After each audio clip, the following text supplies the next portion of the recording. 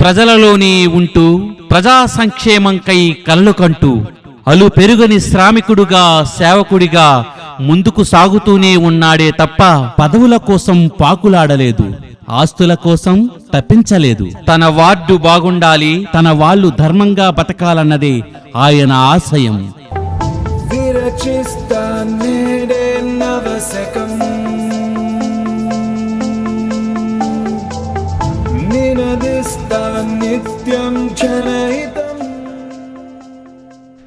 నిజాయితీ, నిబద్ధత, క్రమశిక్షణతో 30 ఏళ్లుగా విద్యార్థి దశ నుండి యువ కార్యకర్తగా ఒకే పార్టీ, ఒకే జెండా, ఒకే అజెండా అనే నినాదంతో తెలుగుదేశం పార్టీలో కార్యకర్తగా తన ప్రస్థానం మొదలుపెట్టారు.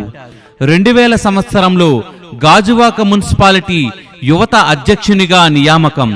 గ్రేటర్ విశాఖ మున్సిపల్ కార్పొరేషన్ 53వ వార్డు తెలుగుదేశం పార్టీ అధ్యక్షునిగా 15 సంవత్సరాల పాటు అతని కర్తవ్యం నిర్వర్తించారు.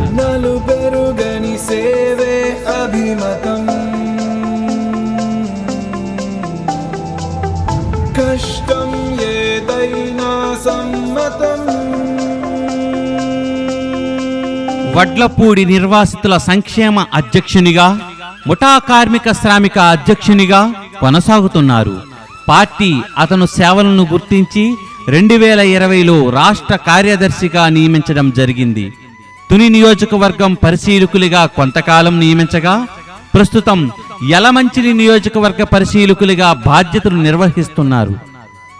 2021 సంవత్సరంలో జరిగిన స్థానిక ఎన్నికలలో టీడీపీ కార్పొరేటర్ అభ్యర్థిగా అనేక ఒడిదుడుకుల మధ్య 1556 ఓట్ల భారీ మెజారిటీతో గెలుపొంది వార్డు అభివృద్ధి కోసం కౌన్సిల్ సమావేశంలో పోరాడి సుమారు 60 కోట్ల రూపాయలు మంజూరు చేయించి వార్డు అభివృద్ధిలో కీలక పాత్ర పోషించారు. ఎన్నికల సమయంలో ఇచ్చిన హామీల ప్రకారం 14 కోట్ల 50 లక్షల రూపాయలతో సిద్ధార్థ నగర్ నుండి హైవే వరకు ఉన్న ప్రధాన గడ్డను అభివృద్ధి చేయడం జరిగింది.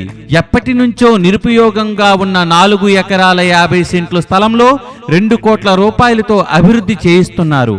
ఆటో నగర్ 23 కోట్ల రూపాయలతో వర్కింగ్ ఉమెన్స్ కొరకు హాస్టల్ నిర్మాణం చేయడం జరుగుతుంది.